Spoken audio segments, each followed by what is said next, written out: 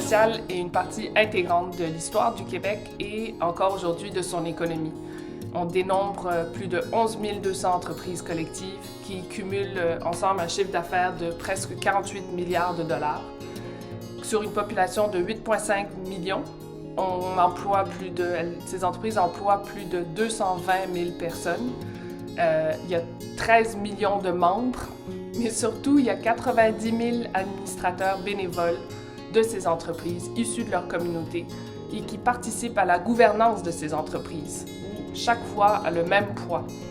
De ces administrateurs, une personne sur deux est une femme et presque une personne sur 5 a moins de 35 ans.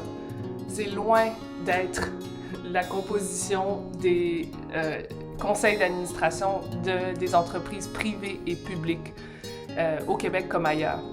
Cette gestion plus inclusive, plus représentative de la communauté explique sans doute des choix de gestion plus innovants qui ont contribué dans le temps à une plus grande pérennité de ces organisations et à un impact économique et social plus pertinent pour les communautés.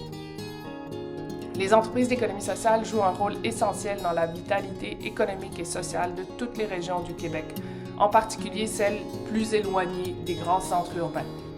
Depuis plus de 100 ans, elles sont au cœur d'efforts pour préserver la vitalité économique, sociale, culturelle, mais aussi réimaginer des façons de faire pour assurer des retombées économiques et sociales plus pertinentes et plus durables. Dans un contexte où on s'intéresse beaucoup au développement local et à l'achat local, c'est bon de rappeler que l'économie sociale, il n'y a pas plus local.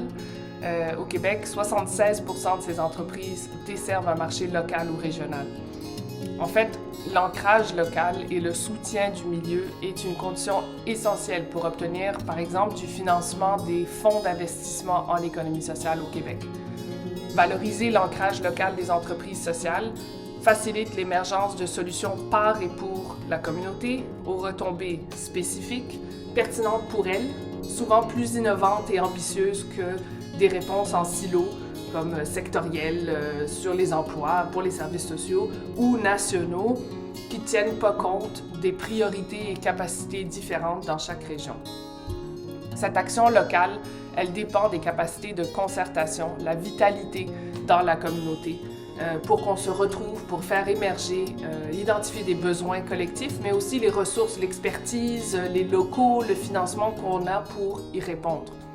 À une autre échelle, la co-construction de politiques publiques, elle s'appuie sur ce dynamisme local, sur cette réflexion sur les besoins, les priorités, pour développer des politiques publiques aussi pertinentes pour les gouvernements que pour les acteurs terrain un peu partout au Québec. Et c'est vraiment dans ce créneau-là qu'agit le chantier de l'économie sociale, en collaboration avec les nombreux réseaux et partenaires un peu partout au Québec.